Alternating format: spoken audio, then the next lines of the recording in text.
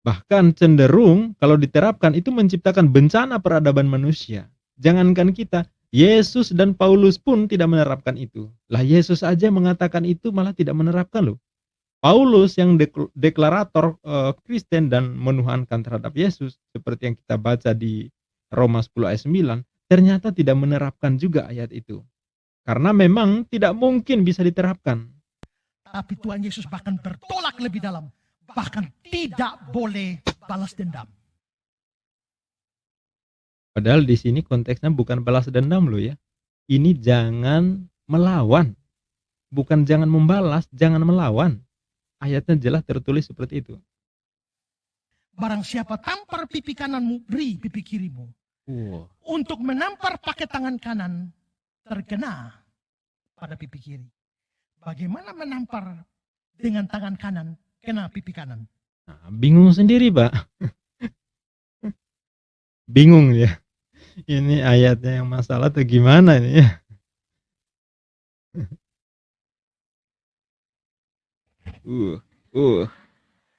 Perhatikan bahwa dalam konteks perbuatan jahat, maka siapapun yang merampas sepeda motormu, serahkan pula mobilmu. Siapapun yang merampok uangmu, maka serahkan pula berlianmu.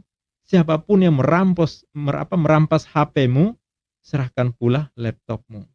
Siapa yang memperkosa adikmu, serahkan pula kakakmu. Ayo coba, bangsa Belanda agamanya apa ya? Terus, Anda tahulah ya, bangsa penjajah di seluruh dunia agamanya apa?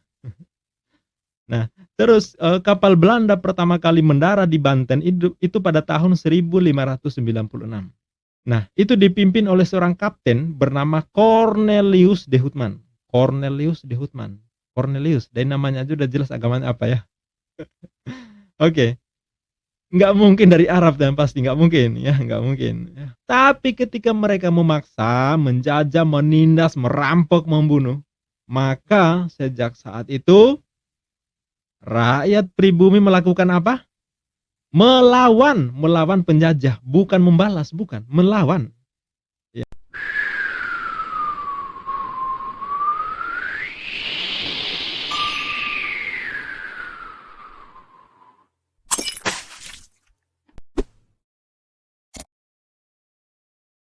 Bismillahirrahmanirrahim. Qul huwallahu ahad, Allahus samad, lam yalid wa lam yulad, wa lam yakul lahu kufuwan ahad. Assalamualaikum warahmatullahi wabarakatuh. Bismillahirrahmanirrahim. Alhamdulillahirabbil alamin. Asyhadu an la ilaha illallah wa asyhadu anna Muhammadar Rasulullah. Sahabat pernah nggak mendengar istilah tampar pipi kanan, berikan pipi kiri ya? Atau istilah yang sangat populer dan diklaim sebagai ajaran kasih.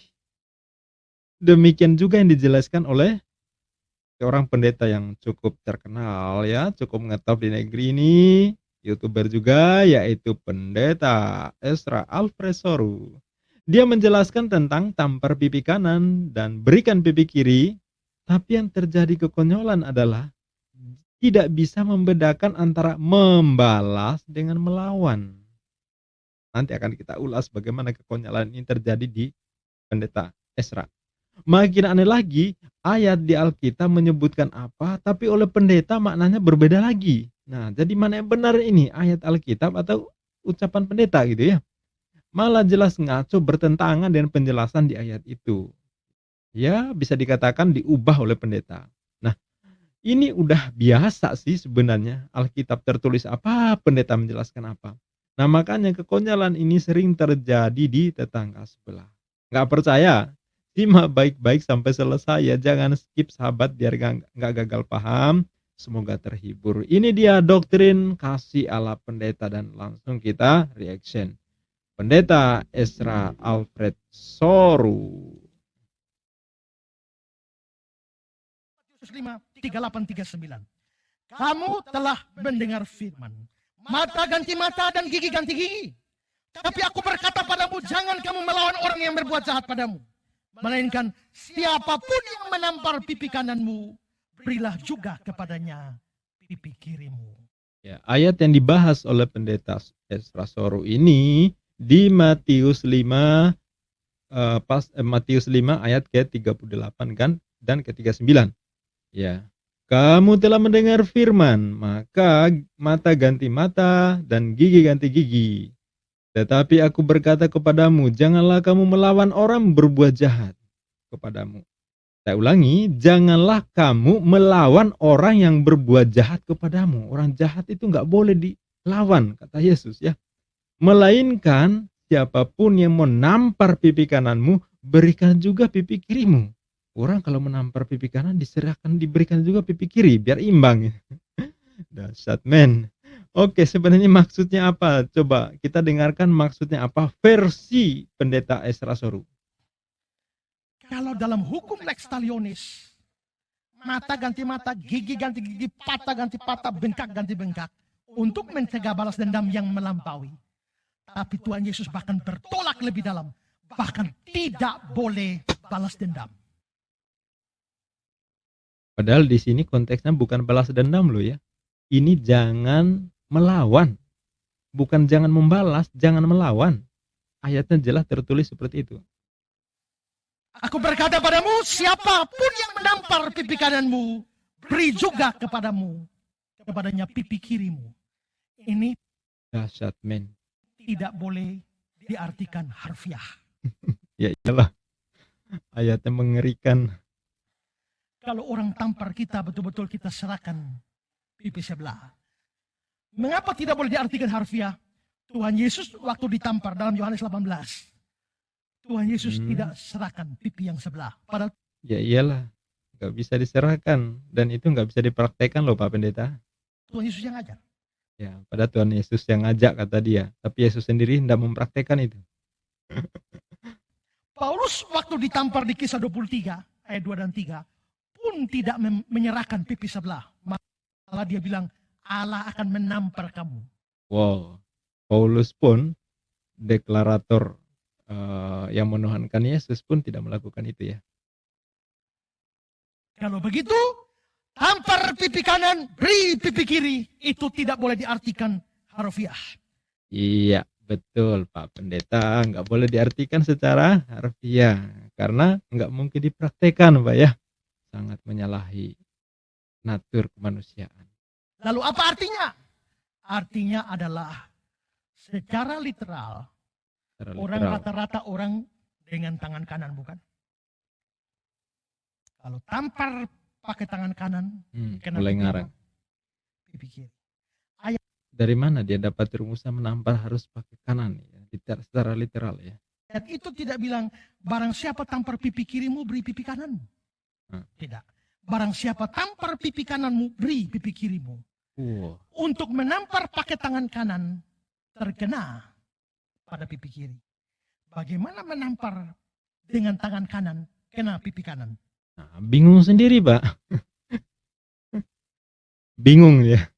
Ini ayatnya yang masalah atau gimana ini ya?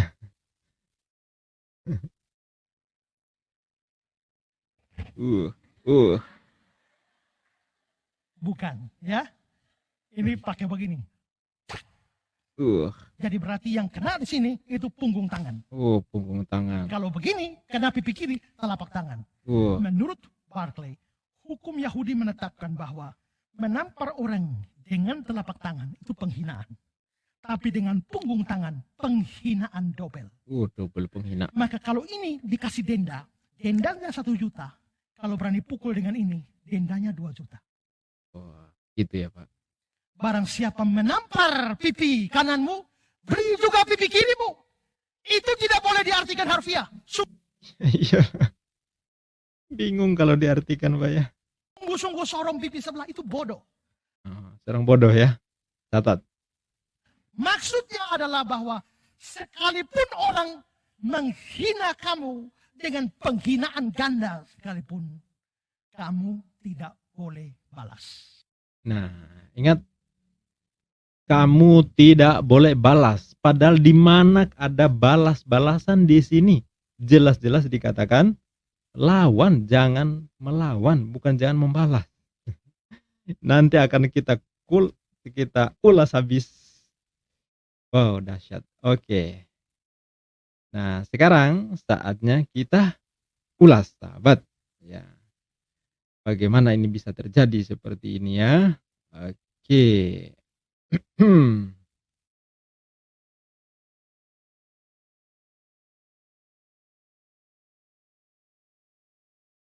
Nah, mari kita ulas problemnya di sini ya. Ada banyak masalah yang bikin saya bertanya-tanya. Bertanya tentang kenapa dan dari mana rumusnya pengajaran Esra Soru bisa menyimpulkan seperti itu, ya. Kenapa? Di ayat Matius 5, ya, ayat Matius 5, di pasal kelima ayat ke-39 itu sama sekali tidak sesuai dengan natur manusiawi, ya. Jadi dibentengi tadi dengan jangan diartikan secara harfiah. Ya, maksudnya ya kalau dipraktekkan itu pun secara harfiah itu juga membingungkan, ya. Tidak sesuai dengan natur, ya. Bahkan cenderung kalau diterapkan itu menciptakan bencana peradaban manusia. Jangankan kita, Yesus dan Paulus pun tidak menerapkan itu. Lah Yesus aja mengatakan itu malah tidak menerapkan loh. Paulus yang deklarator Kristen dan menuhankan terhadap Yesus seperti yang kita baca di Roma 10 ayat 9, ternyata tidak menerapkan juga ayat itu. Karena memang tidak mungkin bisa diterapkan. Tidak mungkin bisa diterapkan. Lalu nilai kebenaran apa? Nilai kebenaran dan kasih apa yang disampaikan di sini, gitu ya. Oke. Nah, bagi saya, masa iya sih ajaran kasih mengajarkan tidak melawan orang berbuat jahat? Ingat, ya, tidak melawan orang yang berbuat jahat. Itu jelas kalimatnya. Jangan kamu melawan. Bukan ditulis janganlah kamu membalas. Kalau Esra tadi menyebut tidak boleh membalas ya, tidak boleh mau membalas. Nah, membalas sama melawan itu jelas berbeda. Ya, jelas berbeda. Membalas itu sama melawan itu bukan hal yang sama. Ya, beda banget, Bro, beda. Nah, sementara ya, Oten berusaha untuk menyamakan. Nah, ini yang lucu. Bahkan Pak Pendeta Esra pun mengubah makna melawan dengan membalas. Di ayat Matius 5 ayat 38-39 itu nggak membahas tentang membalas, tetapi di situ jelas-jelas tulisannya melawan. Jangan kamu melawan orang berbuat jahat kepadamu. Ya. Dihiasi dengan kata-kata jangan diartikan secara literal, harfiah. Lah iyalah, tapi tidak lantas mengubah kata melawan menjadi membalas. Nah, ini jelas-jelas konyol. Jelas-jelas konyol. Karena jelas-jelas ayatnya tertulis jangan kamu melawan orang yang berbuat jahat kepadamu. Lah, ketika menjelaskan kok berubah melawan jadi sama dengan membalas. Seolah-olah ayatnya janganlah kamu membalas orang yang berbuat jahat kepadamu. Bukan begitu ayatnya. Ya. Makanya saya bisa memaknai ekspresi si Esra ini kebingungan yang luar biasa. Mosok sih kita nggak boleh melawan kejahatan? Ya nggak? Di negara mana, di masyarakat mana, di komunitas mana, di gereja mana ayat ini diterapkan sebagai hukum yang benar dilakukan oleh Oten secara murni dan konsekuen? Di mana coba? Kasih tahu ke saya. Di mana ayat ini bisa diterapkan? Ya. Sebab jika ini diterapkan, coba kita bayangkan, perampok datang, kita pasrah. Kan perintah Yesus jangan melawan. Nah, sekali lagi ayatnya jangan kamu melawan, bukan jangan kamu membalas, bukan. Jangan kamu melawan. Perampoknya kira-kira enak nggak?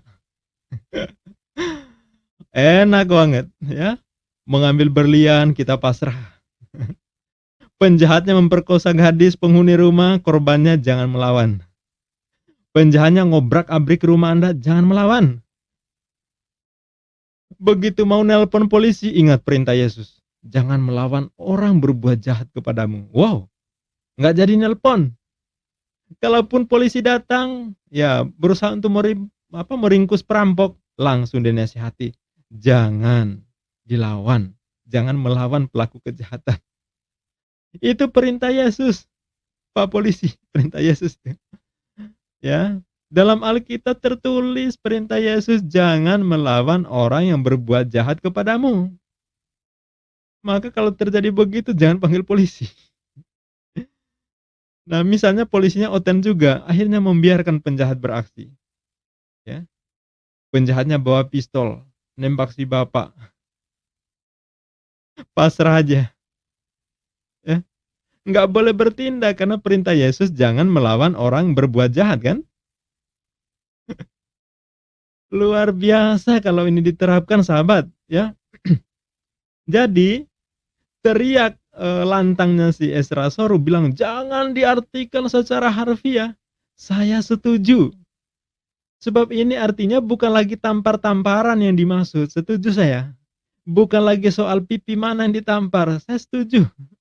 Tapi soal perintah jangan melawan orang berbuat jahat. Itu yang jadi persoalan. Ya, tak bisa dirubah menjadi jangan kamu membalas. Lain lagi Pak Pendeta. Masa melawan sama membalas jadi sama? Beda banget Pak Pendeta. Jangan melakukan pembodohan. Mending ubah aja ayatnya di Alkitab gitu ya, kalau memang harusnya begitu ya. Melawan ganti dengan membalas. Sehingga nggak membingungkan lagi gitu ya. Lah ini saran yang baik sih kalau mau ya. Tapi kalau enggak ya jangan diubah mananya. Kalau di Alkitab jelas-jelas ayatnya tertulis jangan melawan, ya jangan melawan. Jangan diubah menjadi jangan membalas. Artinya apa? Di ayat Alkitab sudah benar seperti itu Pak Pendeta. Kenapa harus diubah? Aduh. Kalau nggak mau diganti ya udah, biarkan seperti itu. Ayatnya mengandung kebenaran, dianggap kebenaran, diimani sebagai kebenaran begitu ya udah. Ayatnya jelas-jelas jangan melawan, bukan jangan membalas Pak Pendeta. Nah, sekarang coba kita uji pernyataan saya bahwa melawan tidak sama dengan membalas. Betul? Ya, kita uji secara ilmiah. Iya. Bahwa melawan sama membalas berbeda. Coba mari kita buka kamus bahasa Indonesia agar pembahasan kita itu punya bau-bau ilmiah, nggak sekedar cuap-cuap ya. Nah, oke. Mari kita kuliahin si Ezra biar ngerti bahasa. Paham perbedaan melawan dan membalas. Oke, mari kita buka Kamus Besar Bahasa Indonesia. Oke. Melakukan sesuatu untuk memulangkan kembali perbuatan yang dikenakan kepadanya. Ini arti membalas nih. Jadi memulangkan kembali atau mengembalikan ya perbuatan yang dikenakan kepadanya. Nah, kemudian melakukan sesuatu untuk memuaskan sakit hati dan sebagainya. Ini yang disebut dengan dendam. Ya, itu membalas ya. Oke, nah sekarang mari kita periksa arti melawan. Melawan. Sekarang kita baca arti membalas. Melawan ya, melawan. Membalas sudah tadi. Sekarang melawan. Melawan maknanya adalah menghadapi. Seperti berperang, bertinju, bergulat. Itu menghadapi, itu melawan. Kemudian menentang. Menyalahi. Menentang.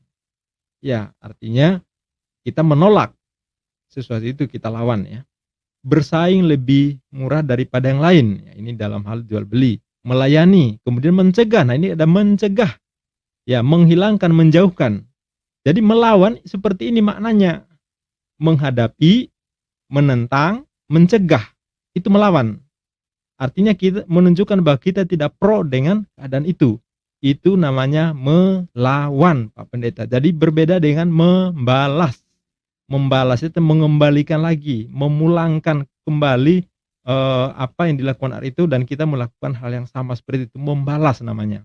Ya, orang ngasih jeruk kita balas dengan memberinya duren, itu membalas ya.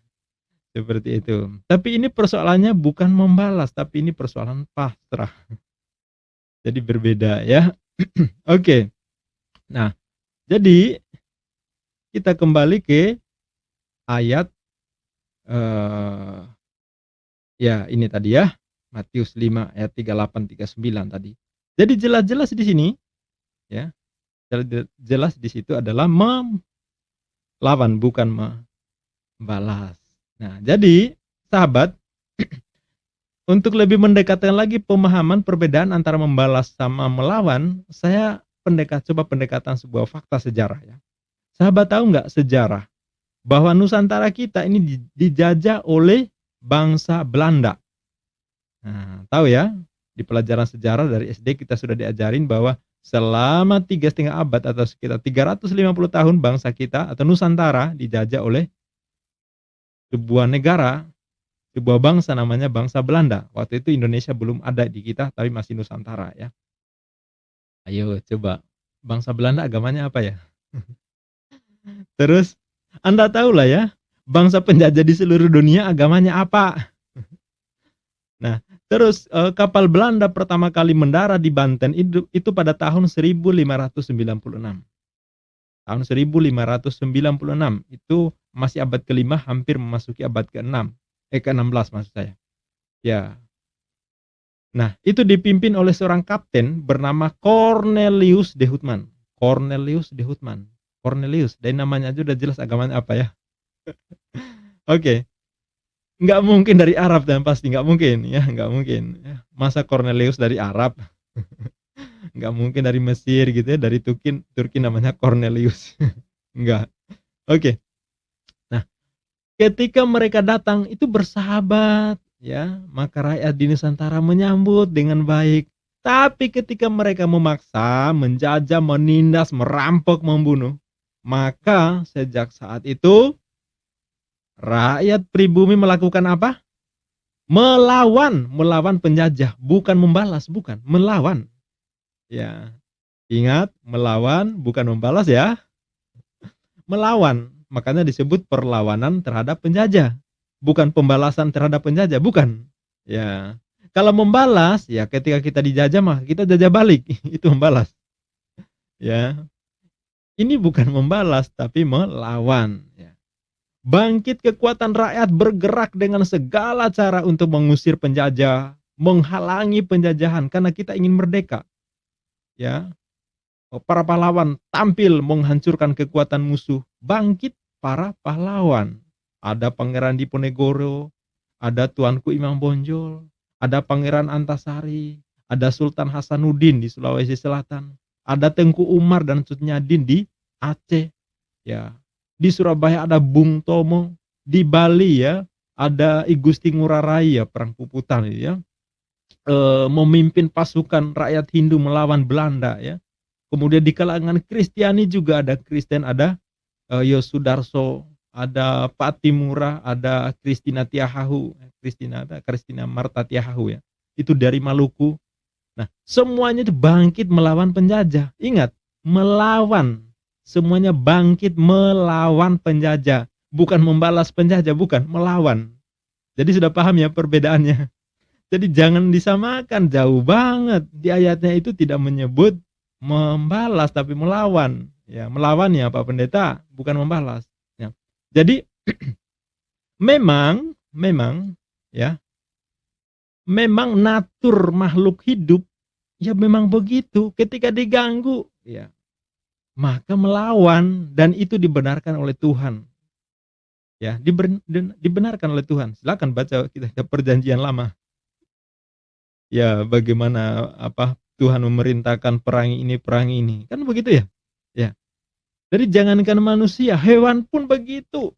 Diganggu yang melawan. Coba injak semut itu. Melawan. Ya. Coba dekatin ganggu itu yang sarang lebah. Melawan. Anda sampai berenang pun ditungguin di atas permukaan air ya. Itu melawan. Ya. Melakukan perlawanan. Nah. Jadi arti melawan dan membalas jelas sudah berbeda. Tapi tujuannya apa? Untuk mencegah, mengamankan diri, menyerang untuk menghentikan kejahatan, menghalangi terulangnya kejahatan itu. Itulah melawan. Lawan. Ya. Kalau dalam istilah Islam diajarkan, perangilah di jalan Allah orang-orang yang memerangi kamu, yang mengusir kamu dari kampungmu, yang mengganggu kamu, yang merampas hartamu, lawan. Nah, Karena ini prinsipnya, makanya Indonesia merdeka. Indonesia merdeka. Karena bangsa pribumi bangkit melawan penjajah. Bayangin kalau kita praktekkan ayat Matius 5:39 yang dipakai ya.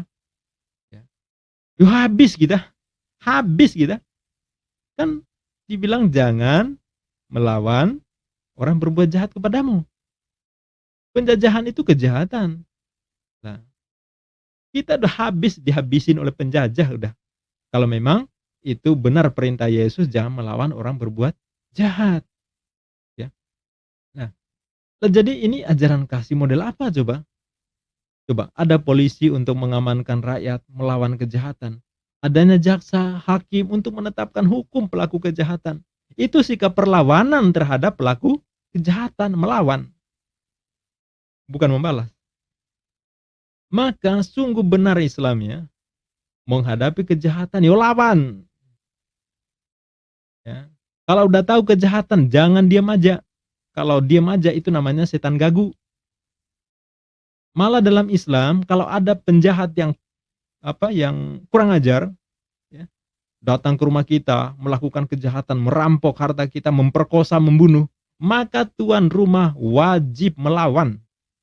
Lawan, silakan duel. Ya. Lawan, jangan pasrah. Kalau bisa menghabisi penjahat, itu nggak dianggap dosa. Nggak dianggap dosa. Kenapa? Karena kita melakukan perlawanan, mempertahankan hak-hak kita, mempertahankan kebenaran kita. Bagi penjahat itu ya jahat, mati konyol. Tapi bagi yang mempertahankan dirinya, dia tidak melakukan kejahatan, walaupun menyelesaikan, menghabisi nyawa penjahat, dia tidak dianggap sebagai dosa. Bahkan kalau mati saat mempertahankan harta dan melindungi keluarga dari ancaman penjahat, matinya syahid. Syahid. Sama seperti para pahlawan, para mujahidin yang gugur dalam pertempuran melawan Belanda, melawan penjajah, itu syahid. Ya. Coba lihat sejarah 10 November ketika Bung Tomor mengobarkan semangat perjuangan are-are Surabaya, Allahu Akbar, Allahu Akbar, Allahu Akbar. Bangkit melawan tentara sekutu, habis. Iya kan? Ya. Malabi tewas itu kan. Nah, coba penjajah nggak boleh dilawan, nggak akan berdiri Indonesia. Habis semua rakyat dihabisi penjajah karena menerapkan Matius 5 ayat 39. Jangan melawan orang berbuat jahat kepadamu. Selesai kita. Ya. Dan ternyata semua manusia di permukaan bumi ini ketika berhadapan dengan pelaku kejahatan udah pasti melawan. Naturnya seperti itu. Sekali lagi bukan membalas tapi melawan. Termasuk Oten, ya. Oten juga melawan kalau ada penjahat. Ya. Ingat, pahlawan-pahlawan perjuang kemerdekaan bukan hanya Muslim. Seperti yang saya sebutkan tadi, di Maluku ada Christina Martatiahahu, itu Kristen. Yosudarso itu Kristen. Kapitan Partimura itu atau Thomas Matulesi, ya walaupun sejarahnya agak sedikit kabur, malah sebagian ada mengklaim bahwa dia itu adalah seorang Muslim, tapi kita anggaplah itu adalah seorang Kristiani. Semuanya bangkit melawan penjajah. Itu kan penjahat, itu penjajah itu penjahat. Nah, ternyata mereka juga tidak menerapkan ayat Matius 5:39. Nah, dan ini baru sepotong ayat, sahabat, baru sepotong. Ini baru sepotong, belum lanjutannya. Nah, lebih seru lagi kalau bahas lanjutannya ya. Iya. Simak terus sampai selesai, sobat. Ya biar masuk nih barang. Coba kita uji secara fakta ilmiah dan akal sehat. Ya. Itu ajaran kasih atau bukan? Ayatnya yang salah atau penjelasan Esra yang bermasalah? Saya yakin bukan ayat yang salah, tapi mungkin pendekatan Esra. Ya masa iya ayat kitab suci salah kan? Nah, pasti Esranya lah yang salah ya. Coba, mari kita lanjut. Cakep ya. Oke. Coba kita lanjutkan baca ayatnya ini ya. Nah, ini. Tetapi aku berkata kepadamu, janganlah kamu melawan. Ini ya. Melainkan siapapun yang menampar pipi kananmu, berikan juga pipi kirimu, juga kepadanya pipi kirimu. Kita ulangi pelan-pelan ya. melainkan siapapun yang menampar pipi kananmu, berikan juga kepadanya pipi kirimu. Kan begitu ya? Ya, jelas-jelas seperti itu. Saya kira semua yang sekolah dan ngerti bahasa paham lah ya maknanya ya. Nah, kalau ini diartikan jangan membalas, menghina orang yang menghinamu seperti yang dijelaskan oleh pendeta Esra Soru, ya jelas-jelas nggak nyambung, Pak. Nggak nyambung. Di sini menggunakan kata jangan melawan, kemudian masih dalam konteks perbuatan jahat, pembuat kejahatan. Lalu di situ ada perintah memberikan pipi kiri jika ditampar pipi kanan. Berarti bisa diartikan bahwa dalam konteks perbuatan jahat, maka siapapun yang merampas sepeda motormu, serahkan pula mobilmu. Siapapun yang merampok uangmu, maka serahkan pula berlianmu. Siapapun yang merampas HP-mu, serahkan pula laptopmu. Siapa yang memperkosa adikmu, serahkan pula kakakmu.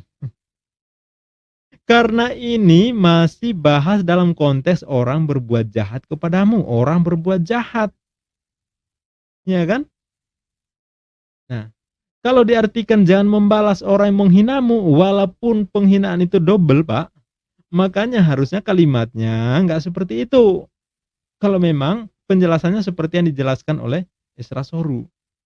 Kalimatnya harusnya nggak begitu. Harusnya jangan membalas perbuatan orang jahat kepadamu, melainkan siapapun yang menampar pipi kananmu, maka jangan membalas menampar pipi kanannya. Itu baru konteksnya membalas. Tapi di sini ayat yang beda, ya. Kalau ayat yang tertulis seperti tadi, jangan membalas perbuatan orang jahat kepadamu, melainkan siapapun yang menampar pipi kananmu, maka jangan membalas menampar pipi kanannya. Yaitu baru konteks membalas. Artinya, jangan membalas perbuatan jahat, jangan membalas kejahatan dengan kejahatan, lawanlah kejahatan dengan cara yang lebih baik.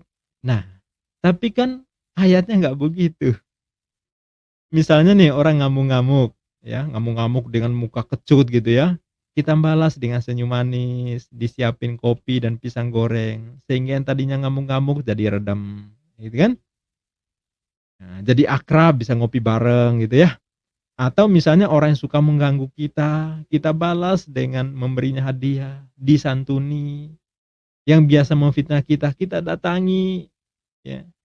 Saat dia kesulitan, saat dia sakit, kita antar ke rumah sakit, kita bayari biayanya, gitu ya. Nah, ini baru sepadan. Itu yang disebut dengan membalas. Tapi jelas-jelas di ayat itu tidak menggunakan kata dan kalimat seperti itu, ya. Jadi ya terima nasib, selamat datang di nalar sehat ya. Oke. Nah, karena tak masuk akal, ambigu, tak sesuai dengan alaminya makhluk ya. Jadinya Esra berusaha mengubah maknanya jadi sesuatu yang nampak manis ya. Ya, nampak manis. Padahal jelas ayatnya tidak mengatakan begitu. Masa iya kata melawan bisa sama dengan membalas?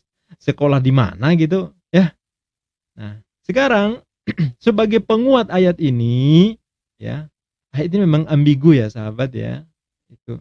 Nah, sebagai penguat, nah sekaligus menampol pendeta Esra Soru, saya tunjukin pernyataan Yesus dalam konteks yang lain, seperti yang direwayatkan di Lukas pasal ke-6 ayat ke-29. Oke, ini saya tunjukkan ayatnya ya.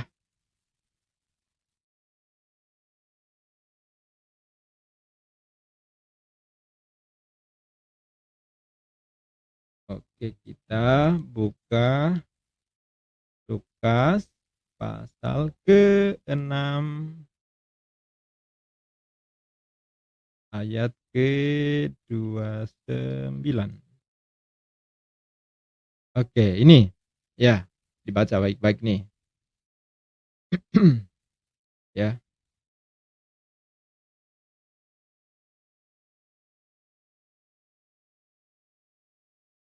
Oke. Nah, ini ayatnya tertulis, barang siapa yang menampar pipimu yang satu, berikan juga kepadanya pipimu yang lain. Dan barang siapa mengambil jubahmu, biarkan juga ia mengambil bajumu. Ya. Barang siapa yang menampar pipimu yang satu, ini pipimu yang satu, berikan juga kepadanya pipimu yang lain. Jadi nggak disebut lagi kanan kiri, nggak. Ya, dan barang siapa mengambil jubahmu, berikan juga bajumu. Oke, asik. Ya, mari kita ulas ya. Nah, sahabat, kita cermati baik-baik di sini. Ini terjadi peristiwanya sama, mengutip perkataan orang yang sama, yaitu Yesus. Ya. Tapi di antara penulis Injil antara Matius dan Lukas ini berbeda. Berbeda. Tapi justru ini perbedaan ayat Lukas ini sekaligus menampol penjelasan pendeta Soru tadi. Kenapa? Pendeta tadi kan mengatakan, menjelaskan soal makna tampar pipi kanan di ayat Matius 5:39. Bahwa kalau dipraktekkan menggunakan tangan kanan padahal jelas-jelas ngarang. Karena di ayat itu nggak menyebut pakai tangan apa dan bagaimana cara menamparnya, pakai tapak atau punggung tangan, lalu dia ngarang bahwa maknanya adalah penghinaan 2 kali gitu ya. Itu tidak bisa diartikan secara harfiah, maka harus dimaknai bahwa itu adalah penghinaan. Double ya, seperti itu. Halo Pak Pendeta, udah baca ayat Lukas 6:29 belum? Yang baru saya tampilkan ini. Ya. Di Lukas ayatnya berbunyi, barang siapa ya, barang siapa yang menampar pipimu yang satu, berikan juga kepadanya pipimu yang lain. Ya. Tidak lagi menyebutkan ya, tidak menyebutkan lagi soal mana, sebelah mana. Ini jelas. Jadi sama sekali tidak lagi disebut pipi kiri, pipi kanan, enggak. Tidak lagi dijelaskan pipi mana yang dulu ditampar duluan, enggak. Dan mana diberikan untuk ditampar lagi, enggak ada di sini. Ya, hanya yang satu dengan yang lain. Bisa jadi kalau pakai tangan kanan yang kena pipi kiri, begitu juga sebaliknya. Maka tak ada lagi alasan untuk mengarang asumsi oleh Pak Pendeta Esra bahwa biasanya ditampar pakai kanan. Karena ini tidak disebutkan mana kiri mana kanan ya di Lukas pasal 6 ayat ke-29 ini. Maka entah itu pakai punggung tangan kanan, pakai tapak tangan, ya itu soal lagi. Berarti penghinaan double itu nggak relevan lagi, nggak nyambung malah. Karena di Lukas ini tidak menyebutkan ya kiri atau kanan, berarti penjelasan Pak Pendeta soal penghinaan double tadi nggak berlaku lagi. Ya, ini bisa disimpulkan penjelasan Esra makin menambah ambigu ayat yang diklaim kasih oleh kawanan Oten. Sekali lagi membuktikan Esra lagi ngarang. Ayatnya bilang apa, dia bilang apa. Beda. Kalau berhenti di Matius pasal 5 ayat 39 mungkin masih bisa menggunakan dalih itu. Tapi begitu masuk ke Lukas pasal 6 ayat 29 ternyata tidak lagi berlaku karena tidak disebutkan kiri sama kanan. Iya.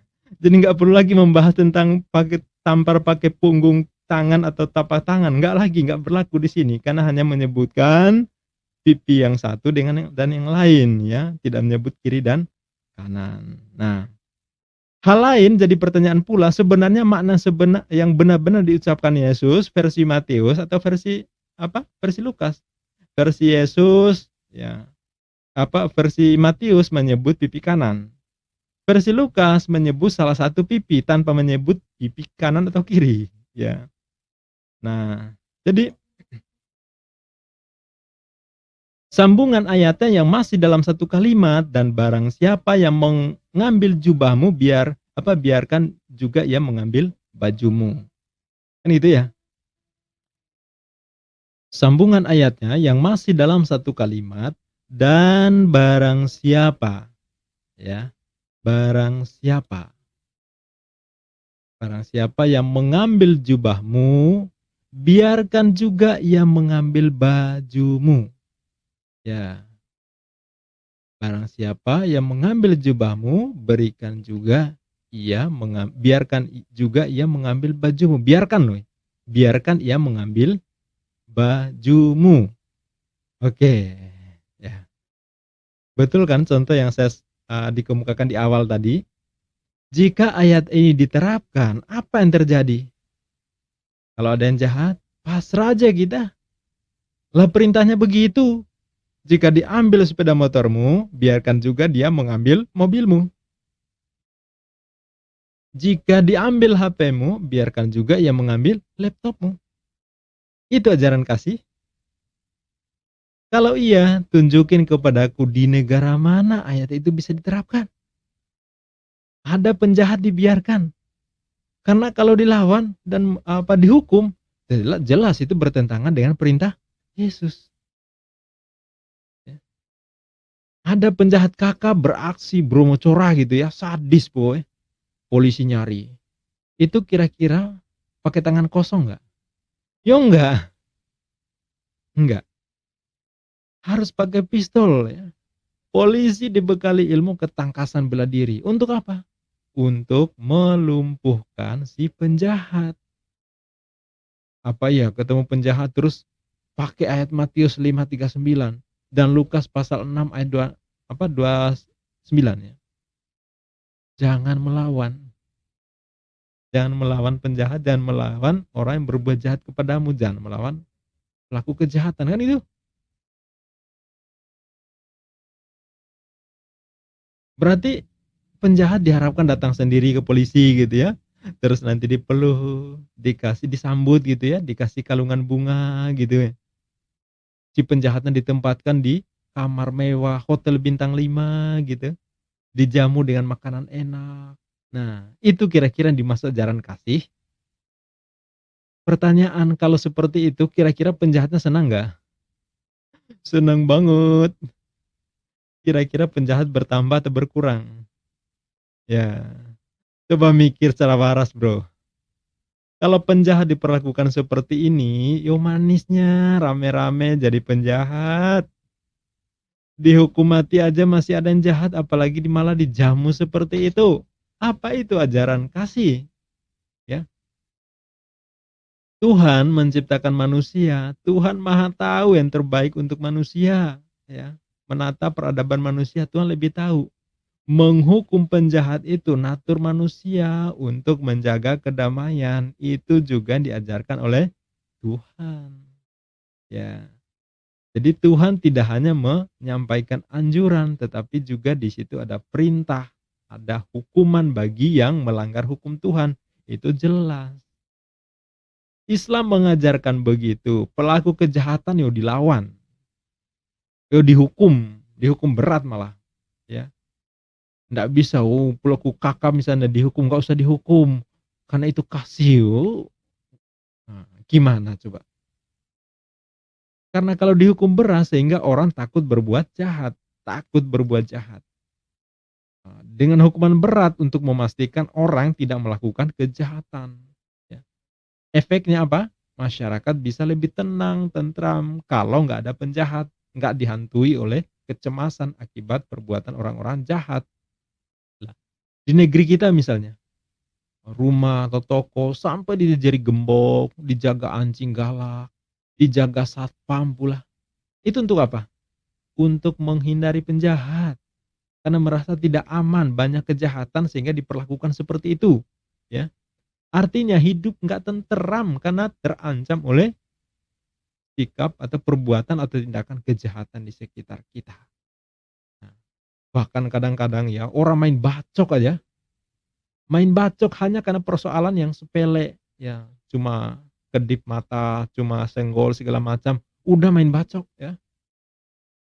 Tapi kalau hukumannya tegas, bahwa kalau ngabisin nyawa orang lain siap-siap dihukum mati juga, ya itu orang akan mikir luar biasa. Sebab kalau sampai menghabisi nyawa orang lain, maka kamu akan mengalami hal yang sama, ya.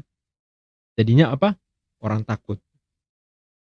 Nah, orang bisa mikir 1 juta kali sebelum bertindak kejahatan. Tentram nggak hidup? Iya, kalau nggak ada kejahatan tentram hidup karena penjahatan dihukum berat, bukan malah diampuni, bukan malah dibiarkan, ya. Jadi keadaan seperti itu saya yakin nggak akan terjadi kalau ayat larangan melawan orang jahat itu Ya. Kita lihat faktanya di Arab ya. Di Arab mobil itu ditaruh di jalan gitu aja, lihat video yang banyak dirilis oleh YouTuber itu ya. Mobil ditaruh gitu aja, aman, nggak ada yang curi mobil, nggak ada yang curi kendaraan, nggak ada yang congkel kaca, nggak ada ya. Ya, segala toko ya, termasuk toko berlian gitu ya, ditinggal gitu aja kalau azan sudah berkumandang, pemiliknya biarkan aja gitu. Ya, nggak perlu dijaga, nggak perlu ya. Mereka ke masjid, mereka tinggalin aja gitu tokonya.